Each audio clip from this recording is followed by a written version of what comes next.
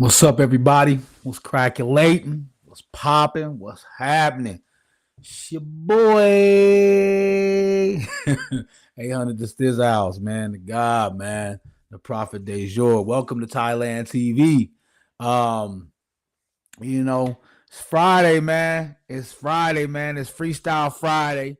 You know what I'm saying? So, you know what I mean? Let's get with it, man. Let's get crackulating with it, man. Just on here, man, talking to you guys a little bit before the weekend. I'll do a show tonight, an evening show tonight, you know what I'm saying, to close it out until Monday. Let you guys have a rest from me. You know what I'm saying? A couple of days off from dealing with the dude, the man, the myth, the legend himself. 800 this house. You know what I'm saying? But yeah, so I gotta keep this episode. Like I told you, I'm trying to keep it down to 30 minutes, which I'm trying to get to consistently during my day shows. Mainly today, I really got to run up out of here. My son, my 5-year-old, has a yes. I got a 5-year-old. My son has a kindergarten graduation. So he's gonna be graduating from kindergarten today. Pumped up.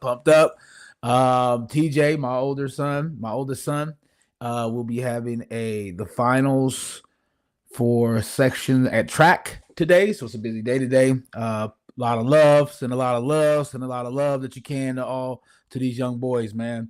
But yeah, with my youngest one graduating kindergarten, it just kind of also sheds a spotlight on all the people and all the parents that are going through graduations with their kids right now, especially these high school graduates. Huge college graduates. Amazing blessings to you. But in particular, these high school graduates right now, that is one huge milestone in young people's lives. And to get credit to where credit is due, man. You know what I'm saying? Parents, you guys get love too. This is what I do, man. I give love to the parents too. The kids, y'all did what you're supposed to do. You know what I'm saying? You can come at me how you want to, man. Shot pile shots on it, man. Everybody get them. You know what I'm saying? But anyways, much love. Much love to all the people, all the young people in the world today that are graduating this summertime. It's a huge jump into the world of being an adult, and I commend you on making it across that stage and preparing yourself for the next level of life. Blessings to all of you, and much love to all of you. And you know what I'm saying? Y'all know me. Y'all know T-Dub. Y'all know me, man. If you need anything, if you ever see me, if you need some questions or you need some help, I will be there to help you, or you can always reach out to me. I'm on social media. So much love to all these high school graduates out there, man. Yeah. Um, yeah, with that, you know what I'm saying? We talk a little bit about basketball. Why not? Right? That's what I love, right? And talking about the situation going on in the world today with issues of AAU and things like that, and preparing these kids for the next level. I'm gonna tell you honestly, like, really, just to sidetrack for a bit, just to name drop, right? So I remember one time I'm over in Connecticut, right? I'm living in Connecticut at the time, and we go hoop at LA Fitness in Connecticut. Um, and as a routine, Ray Allen used to come in there. And Ray Allen is kind of close friend of mine now, but back then when I was living in Connecticut, he wasn't. So he comes in one day and he's hooping. You know what I'm saying? He's hooping with us or whatever. And my team is playing him, and I'm D'ing him up. You know what I'm saying? You know what I'm saying? Like, I'm locking him down. I'm Mr. Lockdown, boy. You know what I'm saying? Like, you don't. That's just the type of dude I am. Like, you know what I'm saying? Like, I'm really a defensive minded person. I'm gonna lock you down. I may not stop you to zeros. You know what I'm saying? But definitely, it's gonna be a tough day when I'm playing defense on you. It ain't gonna be just a regular outing for you, guarantee you. And in this particular time, it was the same thing for Ray. You know what I'm saying? Ray Allen. You know what I'm saying? He getting buckets, but you know what I'm saying? When I was on him, he wasn't getting buckets. You know what I'm saying? And the dudes was like, like, straight up, y'all think I'm lying, man? Check my receipts, call and find out anything I talk about. So the dudes is like, hey, man, because my team beat his. So then the next team picked him up because you know how it is. You ain't finna skip over getting Ray Allen on your team. This is the real Ray Allen. So you know what I'm saying, during the intermission for the next game, the guys were like, "Hey man, why you being so rough and D'ing him up so much, man? That's Ray Allen." I'm like, "Yeah." And you know what I'm saying? I'm like, yo, man, the dude came to play some basketball, bro. You know what I'm saying? He came to LA Fitness to come get this work. You know what I'm saying? You know what I'm saying? I'm not finna shun from the dude. You know what I'm saying? And plus, I'm trying to help get them ready for, you know what I'm saying, the next game they got. You know what I'm saying? Because shoot, if he over here just busting y'all heads and y'all just let them do whatever, you know what I'm saying? Like, I feel that way about my practices with kids. I be telling my kids, man, hey man, put some effort into this. Put some aggression out there on the defensive end. Make it simulated to what they're going to see out there in a real game. If y'all just sit up there just oohs and ahs and letting people just go to the basket like you want to sign autographs, then when they go out there to a real game, they're going to get mashed because they wasn't practicing against no tough competition, right? So that's the way my mentality is, you know what I'm saying? And plus, I like to win. So, you know what I'm saying? If you come to play against me, I'm going to get you buckets, you know what I'm saying? I'm going to give you work, you know what I mean? I'm going to D you up, you know what I'm saying? So, and ironically, a few years later when my brother was in the NBA, you know what I'm saying? I remember a particular game a few years after this little incident with Ray Allen. My brother was in a game against Ray Allen, and when he was with Miami, and you know, so my brother was banging, you know, what I'm saying, banging LeBron and banging Ray Allen. He was about to fight. He was about to fight Ray Allen straight up, but he had to check LeBron one time. He had to give LeBron that check. Like, hold up, you know what I'm saying? KG walked up behind like, "Hey, young fella," you know what I'm saying? You know what I'm saying? It don't go down like that. You know what I'm saying? That's when they was the Brooklyn Nets. You know what I mean? You know, Brooklyn. You know what I'm saying? When he was in Brooklyn, he had to come with that thing, that fire. You know what I'm saying? But it was kind of ironic that he got into it with Ray in particular. You know what I'm saying? So stand up guy to my brother, man, and my brother's keeper. That's an example of that. I think my brother went in on Ray. You know what I'm saying? Like, hey, you know what I'm saying? My brother was banging you out. You know what I'm saying? And excuse my language, but banging you in LA Fitness, you know what I'm saying? And you over there talking crazy, and he was giving you that work. So I'm gonna give you that work too. You know what I'm saying? But that's how we do, you know what I'm saying? That's how that family blood do. But yeah, you know what I'm saying? Allen, going into the NBA, that was really huge for our family. I think it was a great opportunity for him. Like I said, it invited me into a new realm, a lifestyle that these NBA players live, professional athletes live. You know, especially at that level. You know what I'm saying? That's a huge level. So speaking of levels, that's what we'll talk about a little bit later today. But I still remember, and I tell people the story all the time, man. I still remember when I went to St. Cloud, first year I went to St. Cloud. I came back that next summer after my first year. My brother we were 5 years apart from each other. I was with 19 at the time. He's about 14. I came back home, and he was as tall as I was. And, you know what I'm saying, he was 14 years old. And I was like, oh, snap. Like, this dude, you know what I'm saying? And I knew, you know what I'm saying? You know how I tell people this story all the time, man. You know how my brother was back when he was like 14, 15. He was cold, you know what I'm saying? And plus, he had the height, and he was only 14, which means he was going to grow for about 4 more years. And I remember telling him, I remember standing in our room. He was by the closet looking at shoes, and we were recognizing that we both wear the same size shoes now. And I was like, nigga, you going to the NBA, dog? He was like, oh yeah, whatever. I was like, watch. You know, I said, yeah, we good. You know what I'm saying? But that's me. Like, I feel like I have an eye for knowing the next level needs. I just feel like I do. I feel like I can tell a kid that's going to be able to adapt and adjust to what the NBA game is like. You know what I'm saying? And you know, with my situation with Ray Allen, you know what I'm saying? Like, you know, I've busted NBA players' heads a lot. You know what I'm saying? Like over my years, especially when I was, you know, my younger years. You know what I'm saying? Like going up against them and things like that. You know, back when Northwest Racket Club was around. You know what I'm saying? I busted heads a lot. You know what I'm saying? So I, I can tell when a player is going to be able to get into a good position for them to have the ability to play at the highest level. You know what I'm saying? Because it takes a certain mentality, right? It takes a certain mentality, man. It takes a killer mentality. You got to have a killer mentality. And you can tell, you know what I'm saying, at young ages when people have that killer mentality, right? um, my homeboy James Ennis played in the NBA. He's overseas now, but he's been in the league. He had about a 12-year career in the league, but he's still, you know what I'm saying, he's older now, but he's still he's got to be probably about 40-ish, playing overseas somewhere. But he played in the NBA for about 12 years. And he was a young cat. I was playing in Ventura when I was living in Ventura, California at the time. And he's a young dude, you know what I'm saying? And he was just long. He was tall and long. But I remember this dude. I remember he had to be about 17 or 18, right? And so we playing, you know what I'm saying? I'm hooping with this dude. I go up there every week. We go up there and hoop all the time.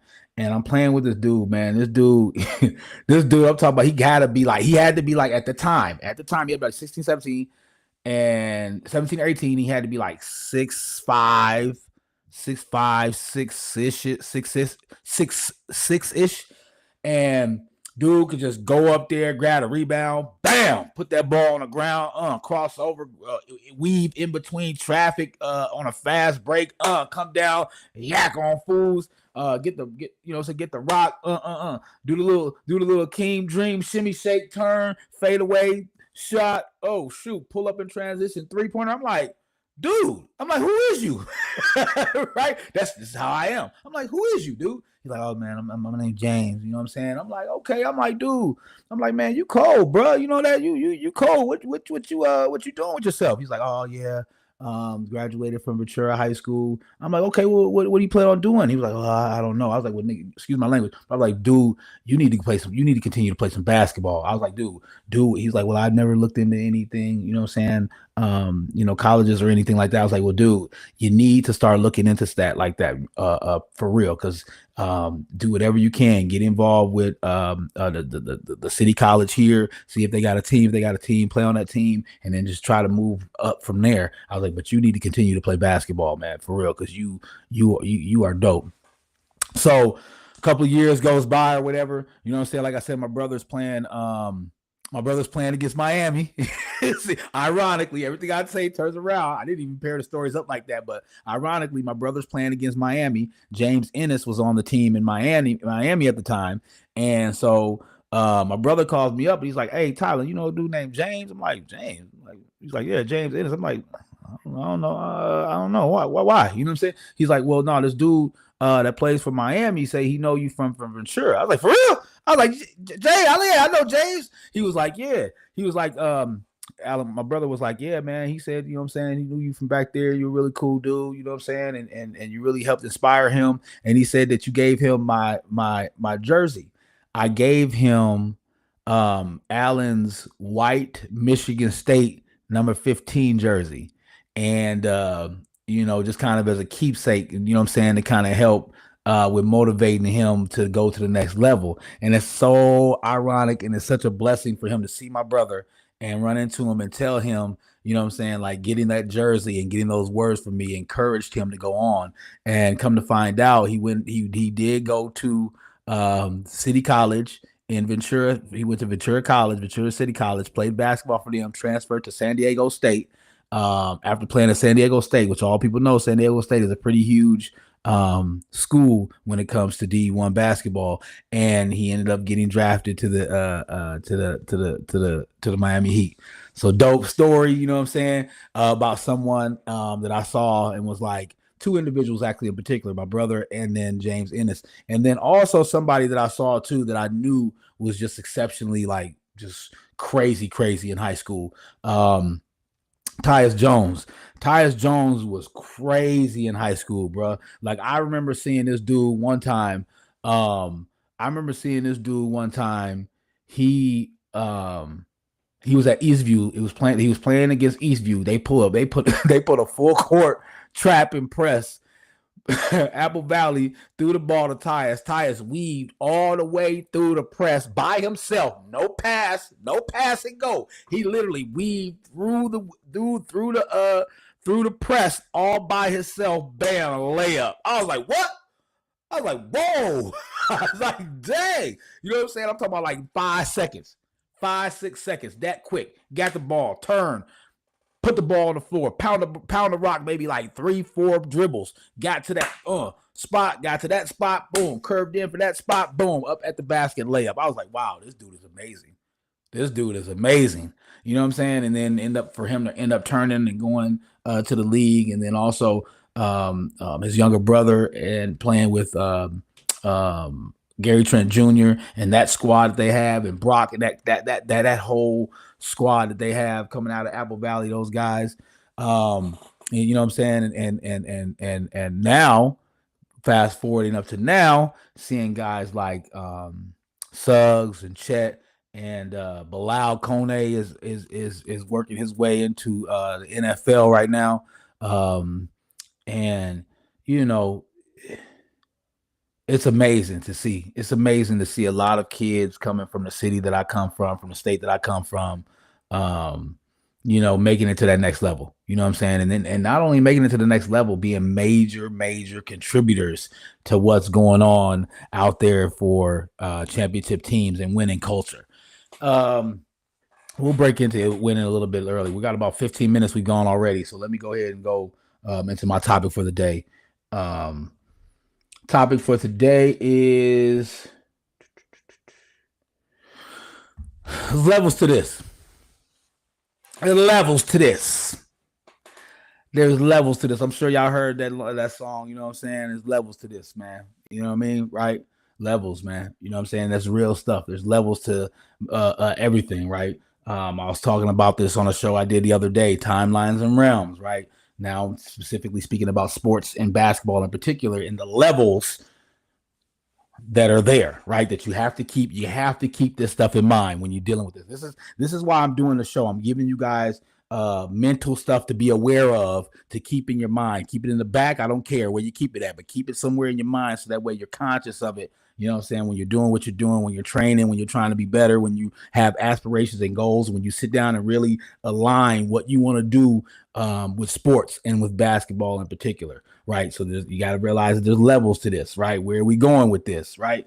And in particular, I talk about the 3 levels of scoring, right? I think that's a huge thing that a lot of people don't really think about and break down. Common denominators, right? And the common denominator is specifically things are broken down into 3 levels of scoring. That's what people pay attention to. College pays attention to that. Basketball pays really very much attention to that, right? So your kids and you young people have to understand the 3 levels of scoring, okay? The first level is the paint presence, right? Shaq Daddy, right? Dominant. Wilt, dominant, right? People that Bill Russell, just people that are just massive pillars in the paint, stopping shit, but mainly that's where they get most of their points at, right? You get a lot of Chris Paul, Steph Curry, great guards who can go in there. What's his name? Baron Davis was one of the coldest.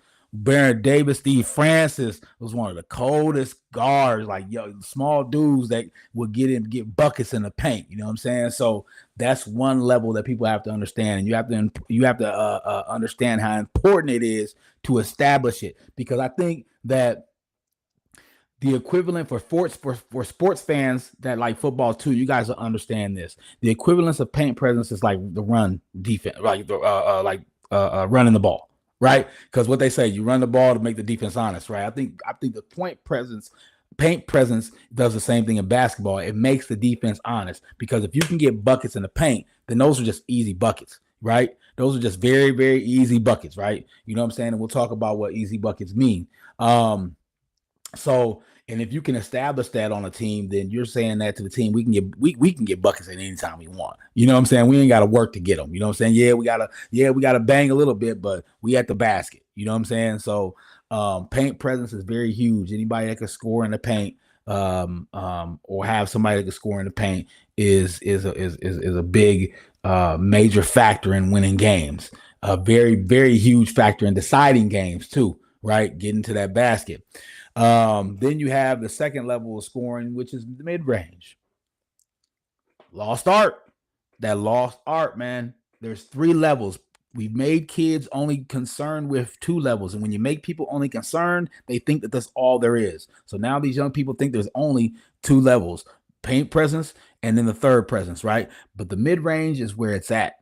That's where it's at. That's where you get your gold, man. That's where you get your gold at, because what you do is you make the defense have to figure out how to guard you. And if they come out too much to guard you, you can get right to the paint, right? And if they don't guard you enough, you can do what we all know as three-point land. Shooters. We got to get those shooters in there, right? And that's the third level. The third level is being able to shoot the ball out there in free world. I call it free world. So I got my own lingo, but you know what I'm talking about. It's the three-point land. You know what I'm saying? You got to have guys that can shoot and hit those three-pointers. You know what I'm saying? That just comes with the territory of playing basketball. So you got to remember those three levels, right? And if you're a player who's actually training, think about that. Do you want to train and learn all three levels? Because in that way you could be an asset to your team any way the coach needs you to be, right? If you're just a guy that's on three, what they call them 3 and D, right? So that's a guy who can play defense and only shoot three-pointers. They don't count on him for doing to the basket. They don't count on him from shooting mid-range. They count on him for shooting threes, right? He's identified as that, right? Or do you want to be a player, hey, look, you give me the ball, I'm going to score. Whether I get it to the rack, you know what I'm saying? Get it to your little midi pull up, or if you leave me open, I'm going to splash you for a three. That's your three levels. So when you're working on your game, make sure you're working on things at each one of those levels. It's just going to make you a more versatile player, and you'll be able to be looked at and used in different situations, which is a very appeasing thing to coaches. Anyways, and the reason why I talk about the paint presence being so important is because of the way that the game was created. The man named Dr. James Naismith created this game. And when he created the game, what he said was, you take this basketball, you take this ball, and you put it in this basket. That's it. That is the whole concept of the game. Everything that's been added on since then, other people added it on, right? But the guy, Dr. Naismith, created it by saying you take the ball and you put it into the basket, right? And that is the whole premise of basketball. That is the whole premise. And the whole idea is to try to do that the easiest way you can. That's the whole idea, right? It becomes more difficult because you have defenses in there. So now you got to start realizing schemes, defensive players, and now you got to try to put this ball in the basket while people are trying to stop you from putting it into the basket. And so then that's where, you know, the other people, right? The other people outside of the 10 players become important. Refs, right? We talked about this before. I've talked about this in my breakdown of the game, how important that playing to the referees and understanding how the game is being called, how the flow of the game is going, and knowing how to make sure the referees are on your side, right? They're not going to be on your side by giving you every call, but what they're going to do is they're going to be on your side by not putting a spotlight on you and making sure every time you're in something, they're looking at you, right? So you want to make sure you're doing things to take that spotlight off of you, but at the same time, you want to make sure you're doing things cohesively, so that way the referees can like you, and maybe, hey, you know what, give you a couple calls every once in a while, right? Because everybody needs a couple calls, man. People get bumped. It's a contact sport. That's what I tell people. You got to realize some people get upset about referees not making calls, and that's because they forget that basketball is a contact sport. And contact sport means contact. It doesn't mean what level of contact. It just means contact. So when a lot of players are going to the basket getting banged and getting knocked off of their or falling down on shots, they're like, what the heck? Well, basketball is a contact sport. His contact didn't force you to do that. You know what I'm saying? So, and you got to realize that. You got to understand that mental part of the game. Like I just said, yes, there's referees call a foul, but what really happened? What was the circumstances? Was it advantage on your side, or was it advantage on his side? Right? And you got to understand that part of it. Refs play a part of it. Another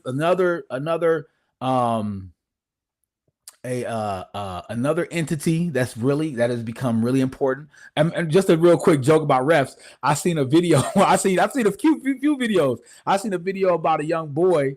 It said, yeah, this young dude just gave up on playing basketball. He just knows what career he want to be in, and he was refereed. He's running down the field. You know what I'm saying? You know what I'm saying? You know what I'm saying? Like, he was really calling it like he knew it, like he was in that thing, right? You know what I'm saying? But And then there was another guy, this white ball ref, but he was real. I loved him. I love watching his video because he's real. He was telling people like, "Hey man, I ain't finna call that." He's like, "Man, go up with a better shot." You know what I'm saying? I'm not gonna call that, but that's it's just kind of funny because the referees, why I brought that up is referees got videos. They got highlight videos too. Referees got highlight videos. That's how important they are as a piece to the levels too. Is that they play so much of a part of it that they got highlight videos. What's next? I think what's next is what I was about to talk about next. Coaches. I think coaches are going to end up having highlight videos too because they be like I think a lot of times coaches almost. I feel like sometimes coaches make the game about them sometimes. You know what I'm saying? Like I told you, James Naismith took the ball, said, take the ball, put it into the basket. That's the whole object of the game, right? The defense is there to stop you, right? So now that's where coaches become important because coaches are the ones that are sitting there like, okay, look, this is the scheme that the defense is doing. This is what we're going to do. This is how we're going to operate. Here's this information. This is how we're going to run. This is what we're going to work with. The coach is talking to the referees. They petition in for some more respect from the refs. They're helping the flow of the game go. They're watching it back from the sidelines, so they're seeing everything, giving their opinion to the young kids, and they're making their adjustments. But now they've become so much a part of the game. Sometimes I think that they forget how easy the game is. Right, the game is to put the ball into the basket, not to run the play. The game is not to run a play. The game is you don't get more points running a play, right? You get points by taking the ball and putting it into the basket. And you want to do that the easiest way possible. And I think sometimes when we overcoach our kids, they forget about that. So they're doing things too much when the lane is wide open for them to get to the basket, but they're running the play or they're waiting for somebody to come through. Why wait? Just go right to the basket. You have a lane. You know what I'm saying? So, you know, that aspect also has came into it, you know what I'm saying, the coaching aspect. And I'm part of that too. Like I say the word we a lot. Like I should be a French, you know what I'm saying? I should be a Frenchman, you know what I'm saying? Because I say the word we a lot. And I mean it when I say the word we. I'm not singling out nobody. If you take it that way, it's on you. You know what I'm saying? Because what I say, if you listen to it, blessings. If you don't, it ain't meant for you. Pass it to the next person. Don't take it personal. Just pass it over to the next person. You know what I'm saying? But yeah, coaches and with running plays have helped make adjustments for what's going on in the game. But I think also it makes it sometimes coaches make it a little bit more complex than it should be out there because it should be just easy getting buckets, right? We're trying to get buckets, you know what I'm saying? Or running things to get an easy bucket. I think that's what we do is kids got to understand coaches are giving you plays to make sure you get the best shot, easiest shot possible. That's the whole reason why we're running a play. So if I come down, if I'm dribbling the ball and I call out a play and the lane is wide open, why the fuck are we running the play? Excuse my language, it's my daytime show. Why are we even running the play? Go to the basket. It's open. But if it's not open, now run the play. Now run the play. If it doesn't work, run it again. That's all right. If it doesn't work, run it one more time. You can at least get 3 plays in you could probably get 3 plays in the NBA. You could definitely get 3 plays in college and high school. So if you guys ran the play from start to finish all the way through and restarted it and ran it immediately again, you can probably get 3 plays in before. And I've told this my kids before. I have not seen one team at the high school level or even college level play defense for the entire shot clock. I haven't seen it. So that means if you run your play, there's going to be a time when somebody's open. If I'm wrong, show me. If I'm not, sit down. Sit down. You know what I'm saying? And that's on God, right? That's on everything. But yeah, man, that's love to all the coaches in there because you guys are a major factor in the trends of basketball and the direction that basketball is going in. So I do want to give a shout out to all my coaching brethren, you know what I'm saying? And making sure that we're out here doing this for the right reasons, and getting us back to a good way of playing basketball so that these kids can learn how to play this basketball and have the best opportunities, to advance.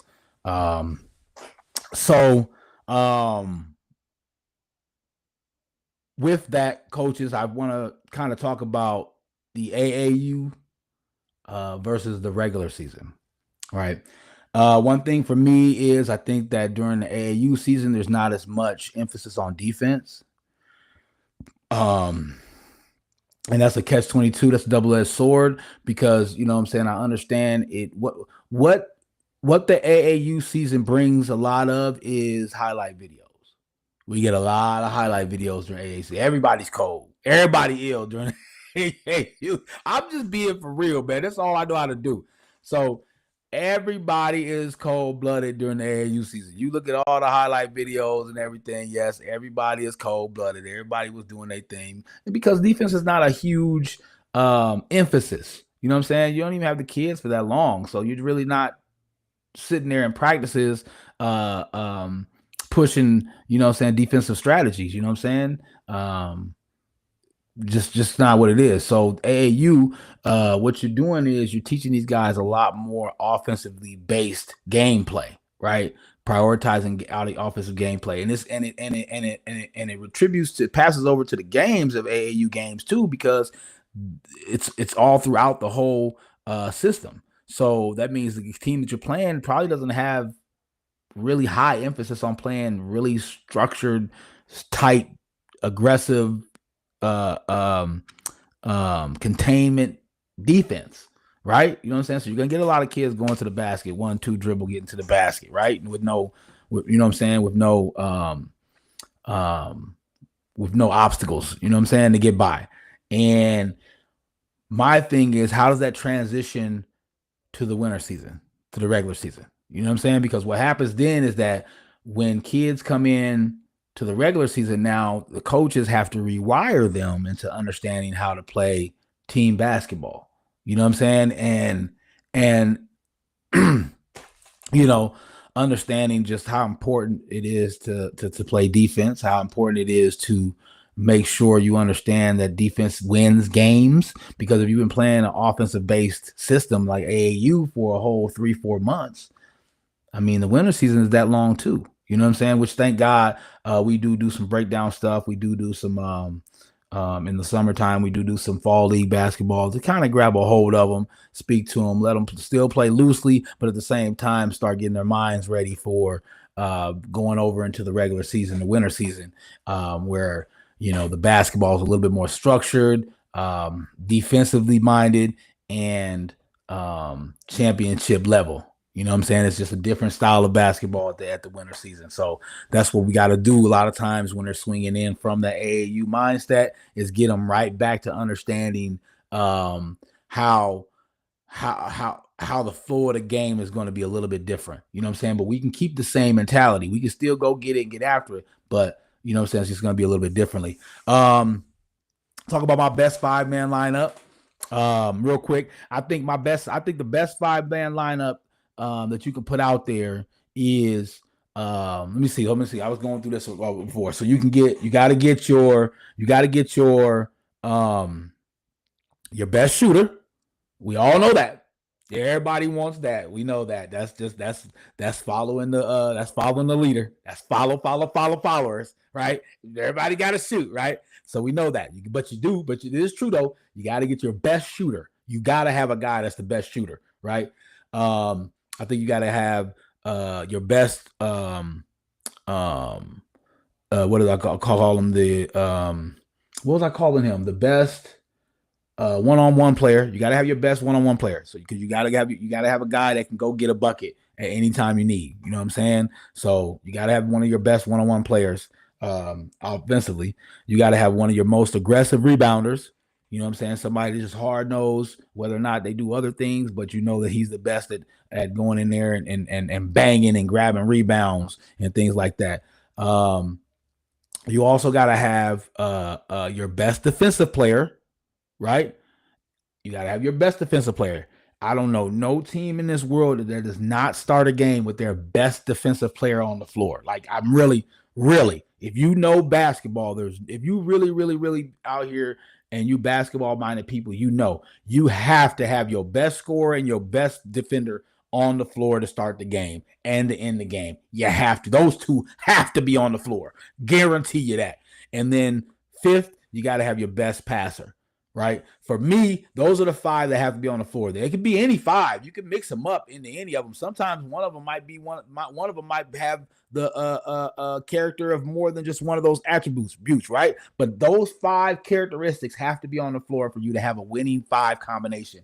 You know what I'm saying? And it's important to have that in the beginning of the game and in the end of the game. Like I said, you got to have your best shooter, somebody that can shoot that thing, threes, mid-range, whatever it is, but somebody that can shoot that thing. You got to have your best one-on-one player, somebody that can just go get a bucket. When lane clears out and one-on-one, that's a bucket all day, right? Your best rebounder or your best aggressive guy that can just go in there and bang with cats, you know what I'm saying? But get rebounds, right? Get rebounds. Go after the rebound, right? Your best your best defender, your best one-on-one defensive player. You got to have that guy in the game. And then your best passer, somebody that knows how to move the ball, man. You got to have somebody that knows how to move the ball, man. We are getting too much into the ball sticking, and that is horrible basketball. D1 schools are not looking at cool kids that do not know when to pass the ball. I'm trying to tell y'all this stuff right now. Please listen to me. If you want to turn it off, turn it off. But to turn it off after I say this, please listen to me. D1 people do not want to work with anybody that does not know how to pass the ball. If your kids don't know how to pass the ball, they will not be getting looked at by D1 coaches. I guarantee you that. You know what I'm saying? So learn to pass that thing. Yeah, that's my five, man. If you work with that five, I guarantee you that five will rock anybody. If those five, you grab those five type of players from your team and you put them on the floor, y'all rock with anybody. And that's a bit about the fundamentals of the game, man. You know what I'm saying? Teaching these kids the fundamentals of the game. Repetition is very important. Repetition. Any of those things that I taught, those five best guys, they've been doing the fundamentals and the repetition of what they do for a long time. They've understood the fundamentals, and they've been repeating their methods since they first started playing. You know what I'm saying? That's probably why they're the best at what they do, right? And we got to make sure that we understand the winning culture, man. We got to understand what winning culture is. We have to. Why do people keep getting dismissed on that, man? Why do we get dismissed on that, dude? Like I brought this up the other day. People don't get it. Like I listen to kids, man. Do y'all listen to these kids? Like I'm at my son's baseball game and I'm sitting there just listening to the kids. They're like, are we winning? Yeah, we winning. Heck yeah. They are talking about winning. So if kids are already talking about winning, they're already talking about winning, and people are saying, oh, well, let's teach them that. Then you're trying to rewire them from even considering or thinking about that, which they're already thinking about it. What happens when a kid is 11 months and he gets up to stand up, and you look at him and he starts rocking? I talked about this the other day. He starts rocking and he takes that first step. What do? You cheer. What's the mentality of somebody cheering for you? I won.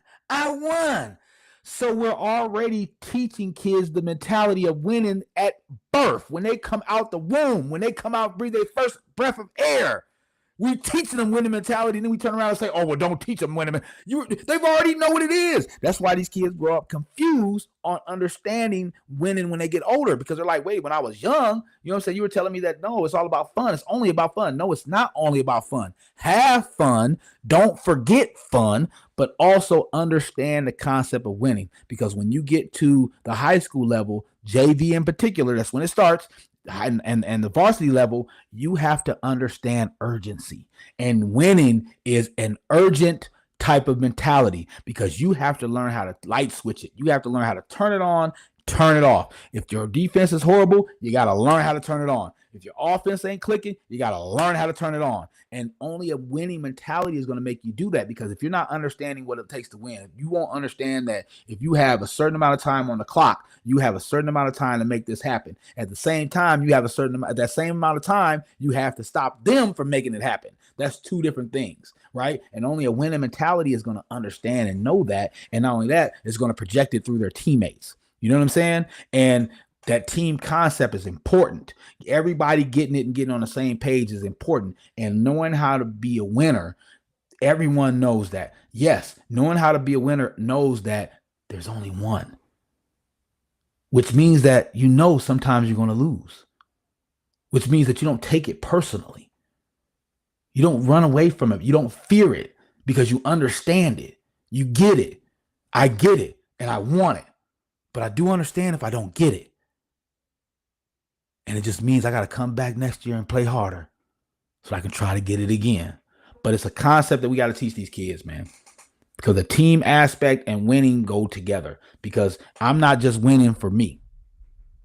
I'm winning for my brother. I'm winning for my brethren. I'm winning for my homeboy, right? Ladies too.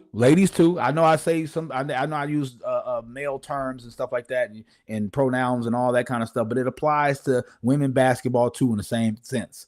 You know what I'm saying? You're playing for your sister. You know what I mean? It's a winning mentality. I want to win not just for me. I want to win because I want them to win too. You know what I'm saying? And when you play like that, it's a lot different. You know what I'm saying? But it's a lot that goes on the basketball court. I think one of the things is today's topic, the levels. I understand that there's levels of this shit. There's levels. There's levels to this stuff. You know what I'm saying? I'm going to give you guys the gems that I can. But I mean, we got to realize how important it is. We got to realize what's important. And a phrase that was put to me this season a lot was coaching them up, man. You got to learn to coach them up. You know what I'm saying? I got to get better at that too, rather than, tearing them down all the time. I had to tear them down a lot, though, this year because I just had to understand urgency. And in order to understand urgency, you got to understand how important it is. So, but learning how to coach them up, you know what I'm saying? And that's one thing about me that I'm good at is giving everybody the same. I don't differentiate from player to player. You don't get a different me than somebody else. You know what I'm saying? Because just because you're a good player, I don't give you more attention or give you more love, or you know what I'm saying? And just because you're a good player, I'm not going to break you down the way I break, you know what I'm saying, somebody that doesn't get that many minutes on my team the way I break them down. I'm going to break you all down the same way. I'm going to give you all the same things, right? Because in the end, I want everybody from the rooters to the tutors to be better than they were the first time that they were with me. So, but yeah, close this out real quick, man. I went 42 minutes, man. Man, I ramble on sometimes, man. Sometimes, man, somebody call me, man, and send a message to me on the phone or send a message on here, man. Tell me, Tyler, you said 30 minutes, man. You're getting over, man. But it's all to the good, man. Have a good day. Just real quick, wanted to come in and just let y'all know it's levels to this shit. You know what I'm saying? So make sure your kids know that, the young people know that, parents know that, and decide what levels that you're trying to get to in life, what levels they're trying to get to in sports in particular, and in playing basketball. Understand the levels of the court, so you could be